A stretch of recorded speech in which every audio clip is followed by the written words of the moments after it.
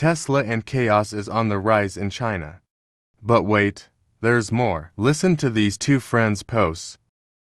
Learn where we're going and where we've been. There's more to think about.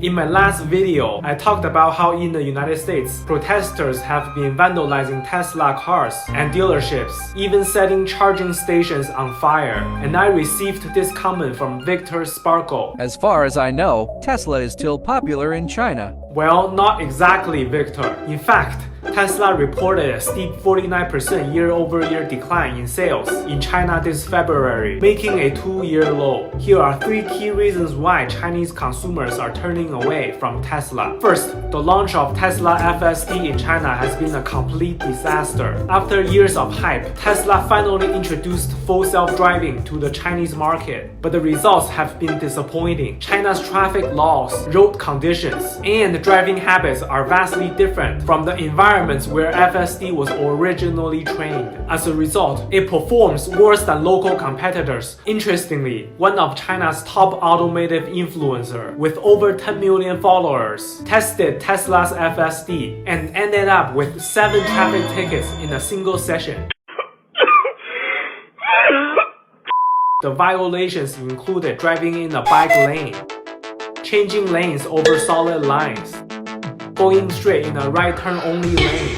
At one point, the Tesla even came dangerously close to colliding with an e-bike rider and didn't brake at all. Simply put, FSD in China is nowhere near what people expected. Secondly, Chinese brands offer better self-driving tech for free. Local automakers like BYD, Li Auto, and XPeng are making level 2 autonomous driving standards on their base models. Meanwhile, Tesla charged 64,000 RMB, around $9,000 for FSD, a hefty price tag for a system that doesn't work well. When one option is free and highly capable, and the other is expensive yet underwhelming, it's no surprise that consumers are choosing domestic brands instead. Finally, Tesla's refresh cycle is too slow. Take the Model Y for example. It had been on the market for 5 years without a major redesign. Meanwhile, China's domestic automakers are constantly iterating, with some brands upgrading their vehicle hardware up to 3 times a year. Not only that, BYD, Li Auto, and NIO offer more advanced technology, better luxury features, and more competitive pricing. If a local competitor delivers a car that's cheaper, smarter, and packed with more features, why would consumers choose Tesla? With these issues piling up, Tesla is rapidly losing ground in the Chinese market. Hope that cleared things up for you, Victor. If you have any more questions about China, drop them in the comments. Peace.